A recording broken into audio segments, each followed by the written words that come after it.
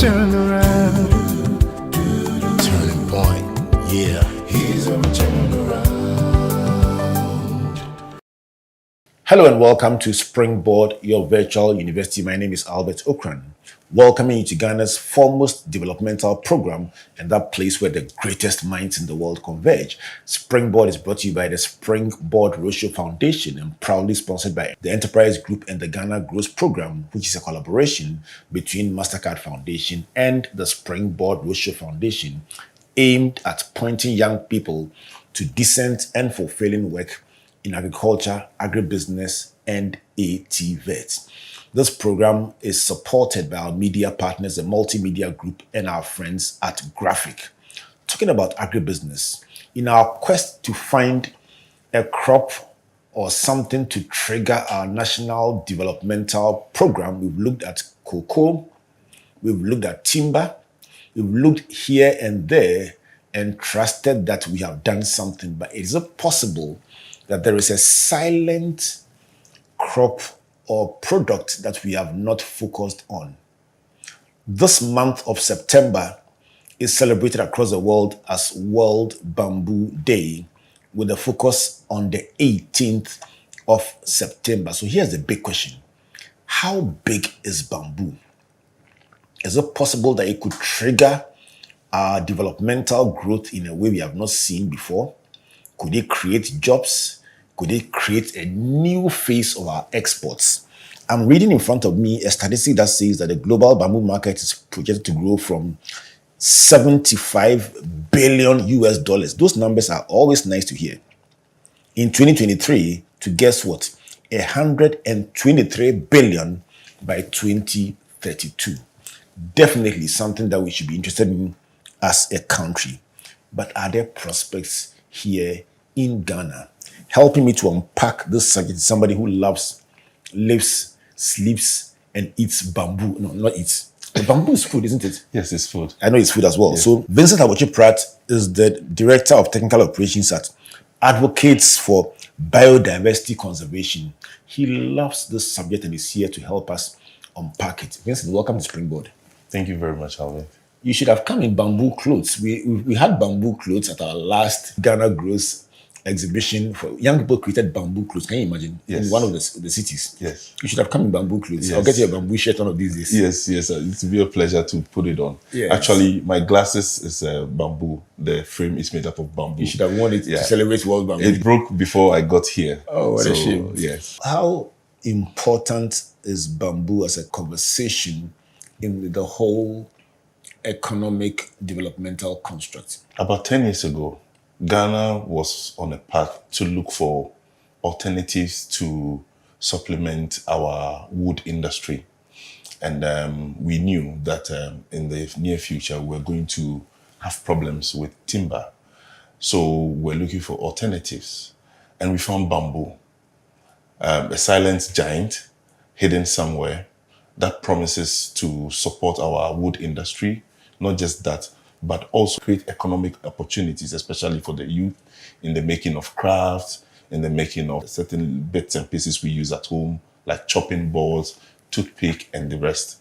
We realized that that was a very good or viable opportunity for us to look at, because bamboo is abundant. Obviously, we treat it as a poor man's timber, but it has the potential to do a lot of the things that wood can do. In recent time, we've seen bamboo being used as toilet roll, which is a very new thing that is coming to Ghana. We've had 2 paper factories in Ghana that are changing from using the normal paper made from wood to the bamboo fibers, which are good for toilet roll and better. So bamboo is a very good alternative that particularly can support our local economic development and is a viable one for the youth and the women in our communities. I'll come to sustainability and why we should be going even more into that. But let's go on to the global stage. Which economies are doing a big time that we can learn from when it comes to bamboo? Obviously, it's China, because they have the largest plantations in the world. They are natural plantations. I remember some time ago, we flew over 200 kilometers, like from the coast of Ghana to the north, and it was full of bamboo forests. And it was just contiguous, no human beings, no settlement. So they are tapping into that economy. The second is Netherlands. Netherlands imports a lot of bamboo from China and processes it into products like furniture, paper, and all of that. And the EU in general. The recent statistics we have indicates that the EU is even looking for opportunity to plant bamboo in the European Union. Well, of course, the weather doesn't allow it, but they are looking at areas like Spain that has a semi-tropical conditions to plant that. And in Ghana, the opportunity for us will be that we have a lot of deforestation going on, about 3% per annum. So there's an opportunity for us to also grow. And the world stage is looking at bamboo as the next big green thing to happen to the world. In terms of gestation period, you mentioned that it grows naturally. And one would assume that while it's great to have a natural plantation, the real deal is to plant it. Can they be planted as trees, and can they be deliberately planted and grown to get plantations of them? Yes, it can be done anywhere. There are species that adapt to all the climates that we have. You can plant it as a plantation that is only bamboo in an area. You can also plant it as an agroforest combined with other crops and other legumes in areas. In Somenya, we are planting with some 350 farmers, and they are planting legumes like beans, like ginger.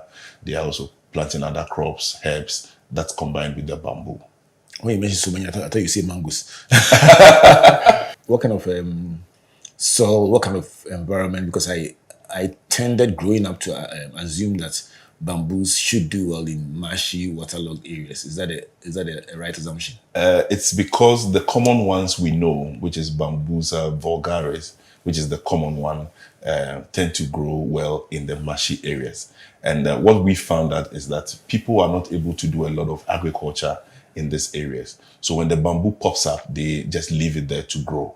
That's why it looks like it's well suited for the marshy areas. But bamboo can be grown everywhere, from the north to the south. Bamboo, there's a bamboo species that is suited for these places. Let's talk about products. You mentioned a couple of them: toothpicks, toilet paper, and so on. I know that in some jurisdictions they do a lot of construction with bamboos. Yeah. So help us to appreciate the sheer breadth of products that can be made out of bamboos, just so we get the sense of the connection to our economy. Okay. So from construction to the household to school education and everything, bamboo plays a role. In construction, we've seen bamboo being used to construct 5-story buildings, 2-story buildings, classrooms. In India, it's very common for you to see classrooms because bamboo can grow up to about 18 meters. Some are taller than that. So you can get them in poles, you can get them in slabs, you can get them in sleighs. In recent time, when you go to Europe, you get them as plyboard, what we call plyboard, and then they are used for all sort of things. The shipping containers that come from abroad, their floors are made of bamboo. It's because it's very strong, it doesn't bend easily, it's very flat and can be kept in that state for a long time. When you come to the household, bamboo plays a lot of roles in the household because the last one would be that it ends up in the fire being used as firewood. But before it gets there, it is used in a number of ways: skewers, chopping boards, seats. We have a very nice bamboo resting seats for the old men in the villages we work with, and you see them constructed with bamboo. We have wardrobes, we have everything you can do with wood, you can also do everything you said bamboo. I can relate to, but the one that was a struggle for me the first time I saw it was the bamboo story building. My impression about bamboo was that nice wood, but relatively fragile. That was my impression until I discovered that it could actually be ply, as thick as having plywood from it. It must be a different species from the one we are used to, the normal one that we see here in Ghana. Yes. So bamboo, just like a wood species, is suited for different uses. The ones that have high tension, they can stand the tension, are used for the story buildings. There are ones that are structurally strong that can be used as rebar. Even though we don't recommend it for story buildings, mixing it with concrete, but they are very strong. There are some that have very long fibers, better than wood in the production of pulp or paper or toilet roll, and a lot. It's a new area for all of us. Yes. Let's go into the sustainability conversation. Why is it so important that we get this right in terms of paying attention to bamboo vis-a-vis relying on timber? Why is this such a big deal? Two ways for Ghana. The first way is that we need to solve our deforestation problem. A lot of the problems we see today is as a result of the effect of climate change. But science makes us understand that if we are able to solve the issue of not removing our forest, we can better stand the effects of climate change, especially for areas where we grow our cocoa. You know the recent issues we have with cocoa. Climate change is hard on cocoa because we are losing our forest. Now, if we leave our forest and return to bamboo, which can equally play the role of the forest, then we can have a substitute for that. Bamboo can help us restore our forest, the degraded areas, and then it will help us keep the microclimate that is good for production like cocoa. Does it grow very fast? Yes. You can start harvesting bamboo in 3 years. Very good bamboo. And surprisingly, bamboo can increase in length 3 feet a day. Yes, 3 feet a day. At some stage? Yes. Wow, this is new. Yes, So, 3 feet a day. so you're looking at the areas that have been cut down. The trees have been cut down, being replaced by bamboo. Bamboo, fast-growing. Fast-growing Galamsey areas, bamboo will play two roles. Covering the soil so that it doesn't face directly the sun, and also remediating the soil. It can pull the chemicals in the soil into it and store it. It won't go anywhere. It will store in the columns of the bamboo. So it will remediate the soil, and after some few years, the soil will be ready for agriculture again. So it's a very good potential for us. Which areas in Ghana have we made progress, if any, in the growing of bamboo? Currently, there are few places where bamboo has been grown on plantation levels. We have very few companies that have done it, but there's an opportunity for us, individuals, communities, companies, to take upon that challenge. When we say tree growing or tree planting, people think about Odum, they think about Wawa, but bamboo is fast growing. You can really appreciate within a very short time when you plant bamboo. Whilst these wood species will take up to like 10 years for you to see them cover, their canopies cover, bamboo can do that within 3 years. Is it economically viable? Yes, it's very, very, very much viable. It's viable because, for trees or for wood, you have a harvesting cycle after 10 years, like teak after 10 years. Bamboo is 3 years. So within 3 years, you can start harvesting it and then making money out of it. Educate me on this. When you cut the long bamboo tree, does it grow again? Yes. So in a year, it can regenerate, or the young ones that come, you can have 12 in a year. So which means that per column, which is the group that you find, you can take 12 out every year, and then it will be replaced by 12. So the more you cut, the more it comes. It just needs to be managed sustainably. In Ghana, what you see people do is they clear cut it totally, but that is not sustainable. You need to leave some of the adults to nurture the young ones coming, so that they can support them and then they can grow. So you can take 12 out and you get 12 every year. This is Springboard, your virtual university, exploring the subject of bamboo, something that I have never taken time to pay attention to. But September is World Bamboo Day. And so within the construct, or within the framework of exploring untapped resources and untapped opportunities, we thought that Vincent Awotwe-Pratt could help us understand how much we are missing in that space in terms of bamboo as an opportunity for economic development. And Vincent says within 3 years, you can start harvesting. And the most important thing he's telling me is that after you grow the plant, you can harvest and it will regenerate itself, and you can keep harvesting every single year. If it is this good, why haven't you taken advantage? It's the case because we still have some wood resources available, even though they are depleting at a very fast rate. The rate of us removing it is not the same as the rate replacing it. In some cases, it is not done at all. So it's time for us to look at alternatives. Otherwise, the role that Ghana plays in the global market, we're going to lose it. But bamboo can help us keep our position on the world market, that we produce wood and then we also produce bamboo to supplement the wood capacity that we have. Let me read something I discovered in preparing for this show that makes it an emergency issue rather than just a luxury or a luxurious option to consider. So global wood demand or global demand for wood products is projected to grow by 90% in 2050 compared to 2010. But to make that worse, by that time, humanity will have consumed or will consume about 25% of the annual biomass produced by plants on the earth. Literally almost sounding like the earth is about to become a desert. Now, this level of consumption risks biosphere and threatens wildlife. So to maintain planetary health, consumption of plant biomass should not exceed 10% annually. And yet, we are talking 25% of the annual biomass being consumed. And this is where the advocates like you are saying, use sustainable use of non-wood alternatives is a better way to respond to the growing effects of climate change. Yeah. From where you sit as not just somebody in the space, but as an advocate, how do you intend to get business, governments, and every stakeholder in this to understand that we have no choice but to replenish the depleting forests? So that's where World Bamboo Day becomes very important.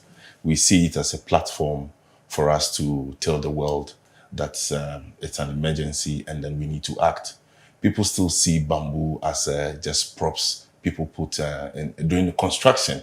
And then even after that, they don't even know what to do with it. They dump it somewhere. But that is very good biomass that can be used to fire factories, boilers, and all of that. So we are taking the opportunity to educate the general public, to educate politicians, policymakers, business people, private sector, and the young ones that the time to get into bamboo is now. We need to develop options from bamboo and make it viable. What is the call to action on World Bamboo Day? You want people to plant it? Yes. What else? We want to plant it. We want to use it. We want people to take bamboo as an option when they get to the shelf. When you see bamboo toothpicks, when you see rubber toothpicks, take the bamboo, because the rubber has an effect on the environment. It's not biodegradable. So take the bamboo and let's promote the industry. Let me go on to how you intend to celebrate World Bamboo Day. Walk us through what you intend to do. So on that day, it's going to be a very sunny day, even though it's not that day yet. It's going to be a very sunny day. It's going to be a nice day. So we're going to have a seminar on the University of Ghana campus at the Athletic Oval. We're going to have politicians. We're going to have policymakers. Everybody come to the table together with students to talk about bamboo. What kind of transformational agenda can we put in place that can be pushed by the government and create an enabling environment for people to invest in bamboo? There may be people who are thinking, how can I get into this? How can I support? When you come that day, we'll take you through what is available, the information that is available, the opportunities. Then you can take your place in it. It's for all of us. It's a big space. So we need people to come on board. We'll be talking shortly about skill, but let me find out, how did you get into this? Walk us through your background and how you got into this. Okay. So I was happy when you mentioned cocoa. I have been in the cocoa industry for 18 years, working with about 35 top cocoa and chocolate companies. Bamboo came in when a very good friend of mine, asked me to accompany him to a couple of programs. I saw the potential, and I'm a mathematician too, so I put the paper to pen, started putting figures together, and I was wowed by it. It was a very good industry, untapped. And I've been fighting deforestation through my programs, my work, my advocacy over the years. And I think bamboo gave me all the answers that I needed. So we needed to team up with others and then see what is available and how we can transform the industry. I also realized that Ghana has been doing some things, especially with the Chinese, and then it was not at the scale that could cause that transformation that we wanted. So we had to put ourselves in and get on board, get onto the ground, and try to help with this transformational agenda to get people to know what bamboo can do. What would you consider success? Success is to see success is to see that Ghana is tapping into the $100 billion revenue that is bamboo is generating. We want to do at least 10 billion. That would be something. We are currently doing less than 1 million, but we want to see 10 billion. And it's something we can easily do, transform this within the next 5 years. Is there any African country that is doing it that you are impressed with? Are there any countries in Africa that are ahead of us in the bamboo space? Currently, no. But when I look back and see how Nigeria, Ethiopia, Uganda, Mozambique are coming, I'm afraid for us. That's why I have to. Yes, we have to do. What are they doing? What are they doing that is catching your attention? So in Uganda, for instance, bamboo is the main species they are using for restoration. Of course, they have a lot of forests, natural forests, but they are using bamboo for restoration and looking at bamboo so that they don't even touch the natural forests they have. We have destroyed a lot, but they have seen what we have done, so they don't want to get there. Nigeria has a lot of natural bamboo resources. They have about 1.7 million hectares. We have about 0.6 million hectares. So Nigeria is trying to consume it. They are trying to look at it rather than the timber resources that they have. Ethiopia is the love of the bamboo industry in Ghana now because they have the land, they have the areas, and they are getting into large-scale plantations. Mozambique is getting in big with construction, replacing or looking at the sustainable construction industry using bamboo. So they are doing a lot. So we have a bit of all of them. And I think as the gateway to Africa, we need to stand up now. Are we still? This is Springboard Virtual University. My guest, Vincent Awotwe-Pratt. And today we are having a special conversation that is, guess what?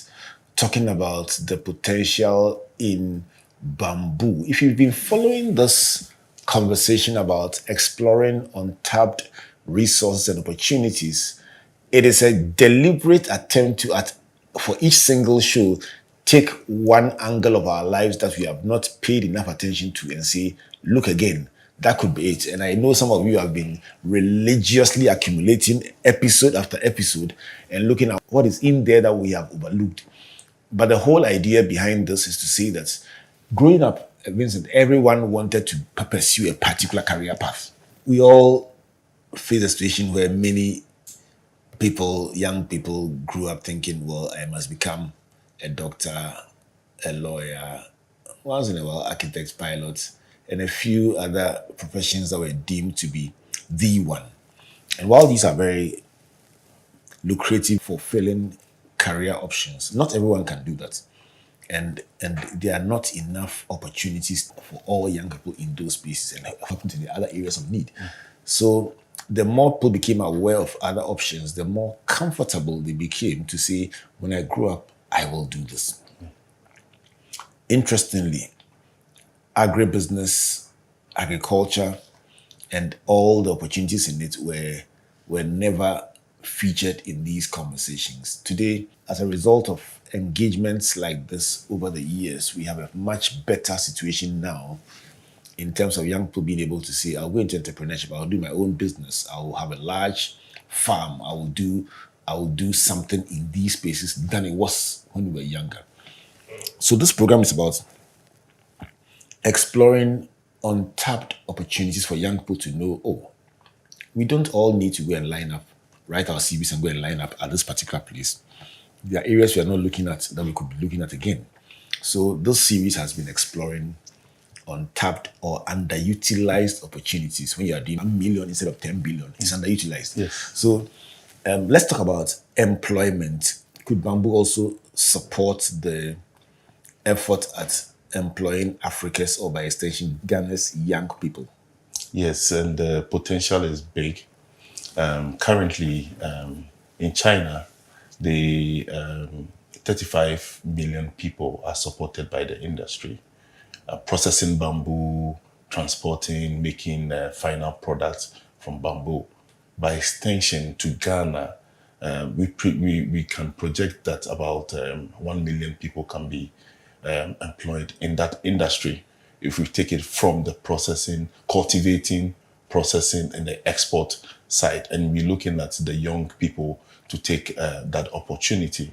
In the areas where we work, we've seen women who just take the cutlass, get into the bamboo plantation, fell one or two of them, split them, and then can produce skewers that they sell to the restaurants, to the sports and all of that.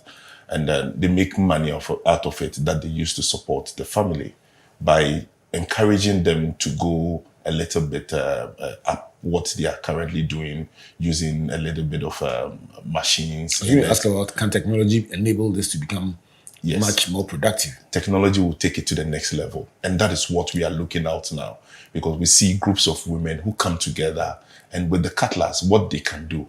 So we're thinking, if you get them a cutter, if you get them a flattener, if you get them a splitter, which should be less than $20,000, you can set about 35 women up. The income is going to go up. They can make about $200,000 a year by producing these basic things: skewers, toothpick, and then other smaller products that can be used in their household. And that sounds like good money. Very good money. This is Springboard, your virtual university. And on the note of that very good amount of money mentioned by Vincent Awotwe-Pratt, I'll give you a break to allow you to digest the prospect of $200,000 being shared among 35 women who are attempting to explore the business of bamboo. And that's our subject for today as we celebrate World Bamboo Day and look at, is it a possible giant that we have ignored in our economic developmental conversation? So call somebody, tell the person who knows that might be the next frontier for generating income and profit for your business. Springboard is brought to you by the Springboard Roadshow Foundation, the enterprise group empowered by the Ghana Growth Program that focuses on opportunities in agriculture, agribusiness, and ATVET. It's a collaboration between Mastercard Foundation and the Springboard Roadshow Foundation. Think about it. Have you explored the opportunities we are discussing, or you are listening and doing nothing about them? When I come back from the break, I will tell you about a group of Ghanaian exporters in the cousin of bamboo that went to the US and their experience with the business conglomerates that they met when they went there. It's a beautiful story that will give you massive lessons, and I'll ask Vincent for his take on that. But let me give you the enterprise advantage tip for today. And the question for the day is, can I buy motor insurance for 3 months? And the answer is very simple. You can buy for as short as 1 month. That means you can insure a car for just a month, and as long as 12 months at a go. Per the pricing guidelines, buying motor insurance for shorter periods is obviously more expensive than if you bought it for a whole year.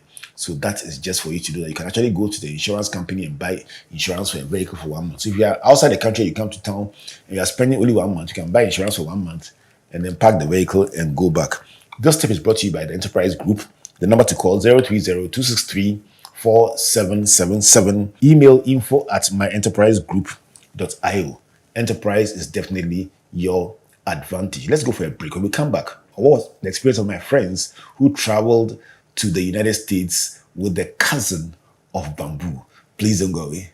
Whether it's 1924, 2024, or 2124, we've always known that you are driven by your sense of safety and well-being. It is what drives us to see you through from start to finish, from small to big. And in the last 100 years, as you have evolved, so have we also expanded to serve you in many ways. From cradle to grave, with expertise in insurance, life, pensions, properties, health, and for those beautiful, memorable goodbyes.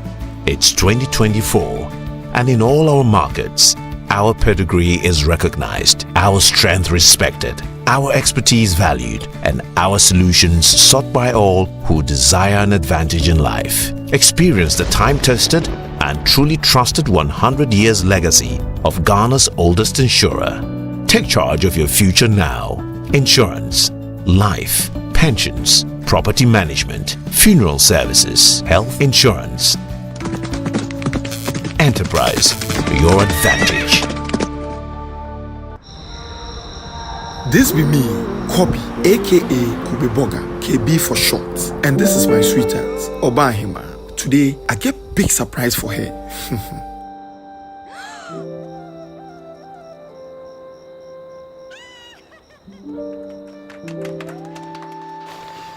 Charlie, gone are the days I couldn't spoil my girl. Now I'm engaged to the woman of my dreams. Don't just look at my success. To get here, I had to follow the process. Out of nowhere, I lost my job. But I believe in humble beginnings. I got an idea that I knew I could grow. I started from a small setup, then invested in growing my own coconuts. I then grew my product lines. Now, I sell to many supermarkets in the country. Fellow young Ghanaians, trust the process and keep hope alive. Take advantage of agribusiness through the Ghana Grows program. Ghana Grows, Hope Day.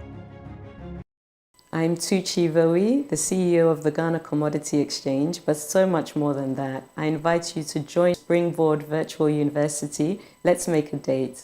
Hi, this is Taka Awori. Keep listening to Springboard Virtual University. Hi everyone, my name is Charlotte Osei. This is Springboard, your virtual university. Welcome back to Springboard, your virtual university, and to this incredible conversation about the business of bamboo. I guess you never considered bamboo as a potential business to go into. If you've been taking notes in all these sessions, you probably will have maybe 15 different ideas that you should be considering if you are planning to go into business and want to look at untapped or under-tapped, if I may use that word, opportunities, underutilized opportunities. And so we are exploring untapped opportunities and resources or underutilized resources. And if you've been following us, you probably have a list by now of areas you want to consider. My guest is Vincent Awotwe-Pratt. He's into green solutions and also a bamboo enthusiast. And he's saying, why haven't we looked at bamboo? So he's leading the charge for the celebration of World Bamboo Day that falls on the 18th of September. In fact, the whole month is dedicated to bamboo. And he's saying, this month, let's talk about bamboo and let's see what can be done with bamboo. Vincent, let me go to bamboo shoots on the plate. When I go to a Chinese restaurant, I see bamboo shoots as part of the menu. Yeah. Is bamboo edible? Yes. The young shoots are edible, even though the local varieties we have or the local species we have hasn't been tested. People say all the shoots are, but I'm very sure that the varieties we find in China, in Indonesia, and other places are edible. And in Ghana now, we have those species that are growing here. So people are looking for it. People ask, can you produce the shoots for us? And surprisingly, Ghanaians would want to try it. When they see bamboo, that's the first thing they ask. Can we eat bamboo? And I say, yes, but not this species. How much research is needed to trigger this kind of mass engagement in bamboo that you are championing? How much research is required for us to be able to make this migration? We had a lot of support from the International Network for Bamboo and Rattan in the past, and also the government of Ghana put in some resources. And that was about 10 years ago. But the industry is very dynamic. We need to continue research and all of that. We haven't had such in the recent future. We haven't done such research, so we are lacking behind. One thing too we haven't done is to see what bamboo can do in terms of our GDP. How much bamboo contributes to the GDP. In recent times, you've seen the finance ministry doing climate change, finance, and all of that. But I think it's time for us to include bamboo. When we do that, we can also know the potential. Now, in terms of the uses, in terms of propagation, treatment, and all of that, I know some of the government research institutions are doing some work. Some of us NGOs are also doing some work, but it's not at the scale that we want. We need more money. We need more people to get into the space. Students carrying out projects, research work in bamboo. so we can know exactly how much gold we have in terms of bamboo. Interesting you mentioned this because I had a recent conversation with somebody from the Netherlands who mentioned the intentionality, the amount of resources invested in research just to ensure that they get it right in the agricultural spaces and projects that they are trying to undertake. And I think that the call you are making is the right one, that we have students doing their theses, organizations funded to just do that in particular, among other things, so that we can take giant steps based on well-researched opportunities. But you mentioned an association of bamboo and rattan. What's the name again? It's an intergovernmental organization championed by the Chinese government. In Ghana, we are lucky to host the West and Central Africa office, located close to the Forestry Commission, and they are the lead organization when it comes to bamboo. They are able to source a lot of funding from abroad, from multilateral companies and organizations, and then they support bamboo development in Ghana. The location and the name and the mention of rattan reminds me of about 30 years ago. So I used, in my first business venture after university, started university, but I was heavily involved in the rattan industry, producing wall hangings with my friend Michael Mensah, who now hosts the relationship program on Sunny FM. And we ran a company called Kobe and Kobe that used to do a lot of wall hangings and framed inscriptions. And it was very, very interesting that the uptake was very, very high.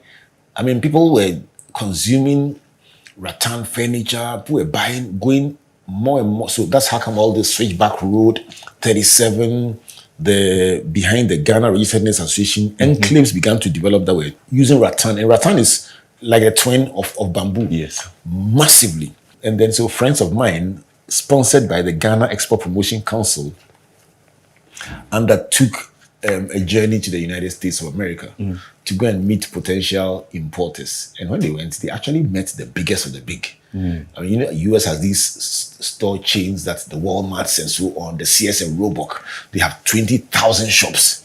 So my friends got there with the delegation, and they were very excited because they met big buyers. I hear in the first conversation, when they sat down and showed them the samples, the guy said, brilliant. So sample 3B, for instance, if you want like 60,000 copies, 40,000 copies, how soon can we get it? I mean, the guy is literally almost fainted. Did you say 40,000? Charlie, the guy is behind GRNU. Why 300? That's the biggest order he has received in his lifetime. And apparently the business model then was to have about 2 samples in each shop, physical. It was online shopping had not grown to the extent that it is now. So it was 2 samples per physical shop and then backups in the warehouse. So the shop has 20,000 outlets, 40,000 in the shops before backup. So let's say even 60,000. I mean, the guys were totally shocked. And the guys, the buyers were asking them, don't you like the order? You can increase it. I mean, he said, listen, you want to kill us. So after asking a number of questions, they asked them about financing, they asked them about cooperatives, can't you come together and produce it? And the guys were still looking at them in shock. And then they asked the critical question: how many hectares of rattan do you have planted in Ghana? And they said, oh, it grows in the wild in the Western North region, at that time Western region. And then they cut it and put on the train. And when it gets to the train station, Cocoa Board area, we go and literally the first to get there buys as much as you like, the next person, and then in a short time it's finished. And that is the volume of rattan raw material that we have in the country. Vincent, end of conversation. Sales volume, millions of dollars at stake. Capacity, nil. Not even minimal, nil. I mean, and the guys came back broken, excited about what was possible, but broken because they had no power to even respond. So let's talk about capacity. Let's talk about policy. Let's talk about intentionality, Vincent. If what you are saying can become a reality, how do we resolve the issues that my friend, I don't want to mention his name because I teased him about this for several years. Like, hey, my brother, you went to US, right? Came back and 200. But How do you resolve the issue of capacity in the value chain, right from the plantation side all the way to technology and everything to the export? So capacity, just as you have said, would run through everything, looking at the policy side, where we have to be intentional in making sure that bamboo is a priority, and also rattan, of course, because we don't have plantations of rattan. Is a policy, and the government is investing money in it. In recent times, there was a master plan for the forestry sector, plantations development, and bamboo is part of it. That has attracted some private sector companies to come in to try to establish bamboo plantations in Ghana. We've also seen in recent times that the Plantation Development Fund has now included bamboo. So if you're a private person and you have land and you want to grow bamboo as a plantation, you can tap into that. They can give you a grant and a loan, one of them, to set up a plantation, and then you can access the market. Please show me where to go. Which organization is that? Yes, it's under the Ministry of Lands and Natural Resources, Okay. Plantation Development Fund. So I can check out their website. Yes, you can check it out, and then you can apply, and then you can get some funding. Nevertheless, we should also look at a way to beef it up more in it, because I think it's currently very small, a small part of the fund that is supporting it. But we should look at bigger plantations. We have a lot of degraded areas within our forest reserves, which we can use for bamboo plantations and then feed the market. At the educational level, we've seen some architecture schools, or schools that offer architecture courses, looking to challenge their students to try designing infrastructure with bamboo. But it's still very rudimental, because people are thinking about the big natural museum of art, of science, big architecture. But looking at it, that bamboo can also do part of this. We've seen a lot of examples elsewhere. We want to also encourage the people who, like the timber merchants, to also look at bamboo and see if they can plant more bamboo, or plant bamboo as part of their afforestation programs. So as I'm seeing Forest Plantation Development Fund. Yes. That's the one. Yes. Because the website is fpdf.gov.gh. Forest Plantation Development Fund. Yes. Yes. FPDF. Yes. And also, we can also look at other initiatives. You have the ARF 100, which is a commitment that the government of Ghana has done to reforest a lot of areas, about 100 million plantings within a particular time, that we can take advantage of. In recent times, we've also realized that bamboo is a very good carbon sequester. It can sequester carbon. So if you have land, you can plant bamboo, and you get into one of the programs, voluntary carbon schemes. There are a lot of carbon schemes around, and then you can take advantage of it. We are currently looking at how to get a lot more public education on bamboo, and then get the other sectors to understand. For example, if government is giving contracts out for the construction of schools, for the construction of hospitals, what components can we put in terms of bamboo to lessen the burden of extracting a lot of wood, which is also expensive, but to look at bamboo as a viable option. And for NGOs, we are always around. We are offering support to the communities. We need funding. It's become scarce after COVID. I don't know what COVID did to the funding, but I think funding will be good to support us to get the message wide and sustain it over a long period of time. I was talking to some young people on the occasion of International Youth Day, and one of them made a very, very, very interesting point, that you can be in this country and tell yourself that there's no opportunity, and you are right. But you can be in the same country and ask yourself, where is the opportunity? And depending on where you look and the questions you ask and the company you hang around, you may find limitless opportunities. Which school of thought do you belong to? I belong to the school that says that there are a lot of opportunities. Actually, I get overwhelmed when I see a lot of these things, because aside bamboo, there are a lot of stuff that you can do. Bamboo is already too big. I told my colleagues back in the office that we can't do this. We can't develop the sector. We need people. We need more than Ghanaians. We need everybody. If everybody in Ghana comes on board, we can all make millions, and then we still be, we will call ourselves the millionaires country, because the opportunities are big. So it's good to look and then look very well. Don't look with the intention of finding cooked food or already made opportunities. The raw ones are usually the best. Give them 2-3 things that they can do immediately that can help the individual. I'll come to governments, but let's start with the individual. Give me a couple of things that any individual listening could do right away that will give them a better understanding. Somebody is saying, Charlie, if this thing is that good, why am I here? What should they do? Vincent? The first one I'll say is for them to think. They need to think and then look for resources to inform their thinking. YouTube is there. There's a lot. You may not find specific to Ghana, but you can see on China, other Asian countries, in the Netherlands, in the European Union, in America. Look for information and then look at what you can do. Take charge and then act. From the perspective of policymakers, what should they do differently? They need to create the environment, the conducive environment for bamboo development.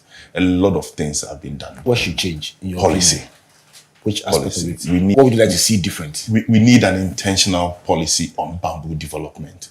And just as the Forest Plantation Development Fund has been established, we need a bamboo development fund, which is something we as advocates for biodiversity conservation, we are advocating for, that we need a fund that will be intentional and that will target bamboo.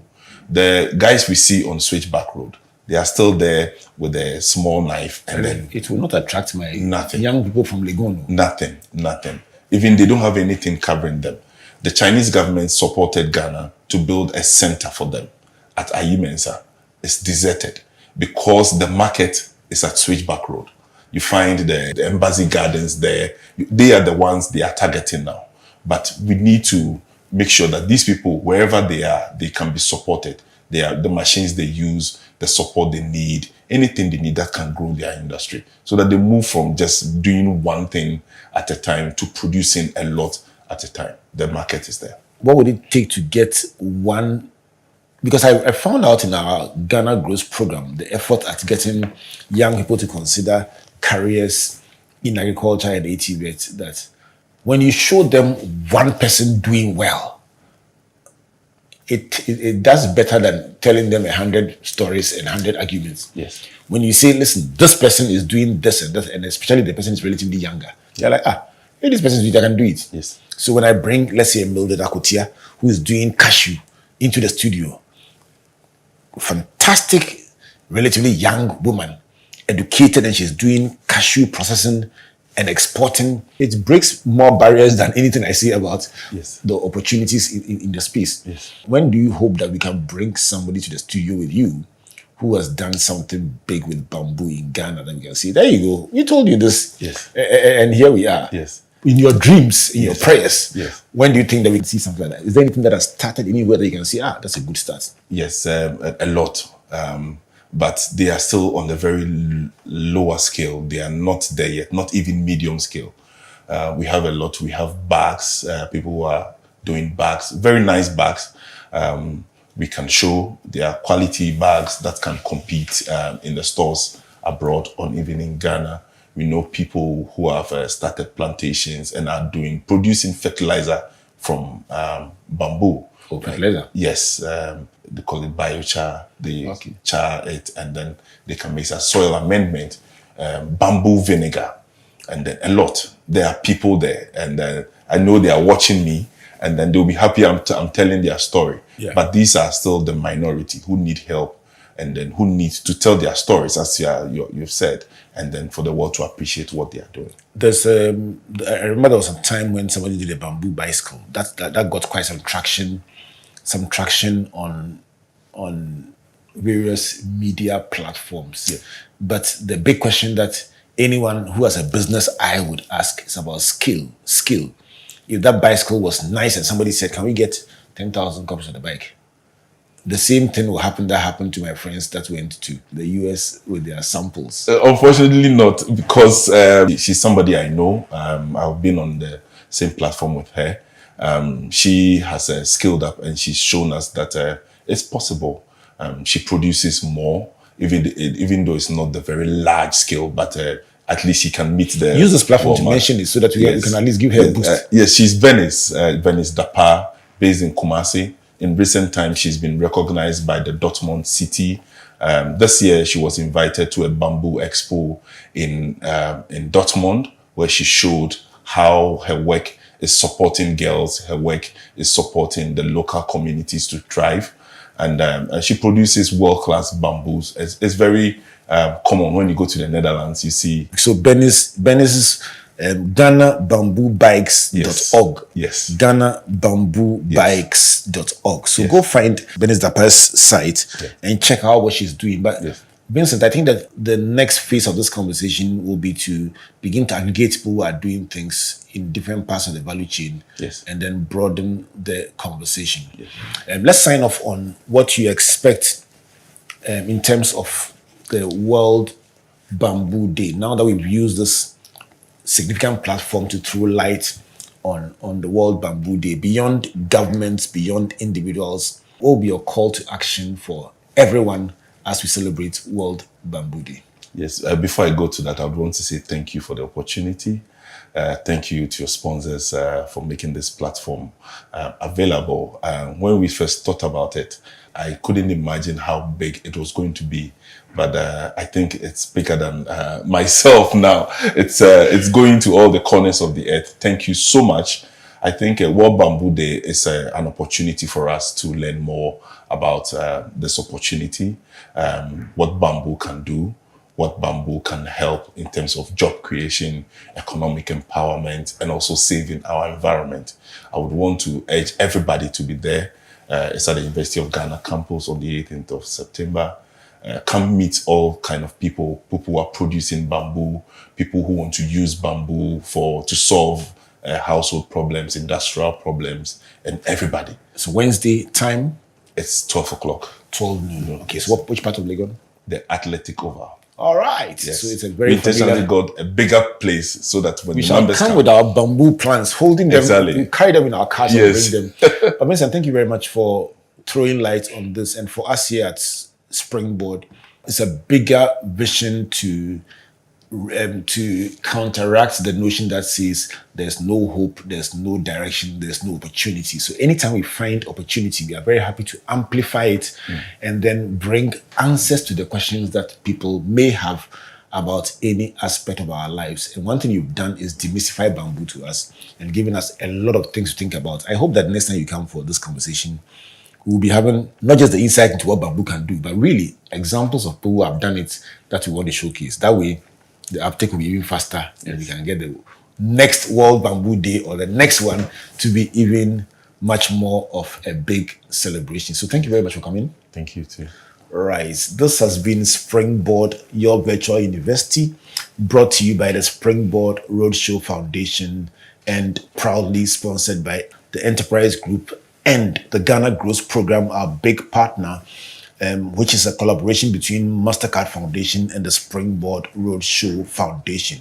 Let me just mention that if you have a question about opportunities in the agribusiness space, don't sit down and fold your arms and say, I don't know where to go. The Ghana Growth hotline or the Ghana Growth call center is the place to go to for direction. And let me give you the number that you can call. The number is 030-8255-775. 030-8255-775. Call or WhatsApp that number and you'll find out more about where to find Vincent, where to find help. We are aggregating all the solutions that we are exploring across this country just so that any young person who requires assistance can take the number and just call or WhatsApp, and they can get some direction, some basic direction, and they can build on from there. Also, if you're required to talk to a clinical psychologist, there are issues you like to be supported with, that same number is the number to call or WhatsApp, and you will receive some help. Vincent, you've made me even more confident about opportunities we haven't looked at in the agribusiness space. So thank you very much. Thank you very much, Albert. Well, so till we come away again next week, my name is Albert Okran saying God bless you, and happy Bamboo Day. Turning point, yeah. He's a turnaround.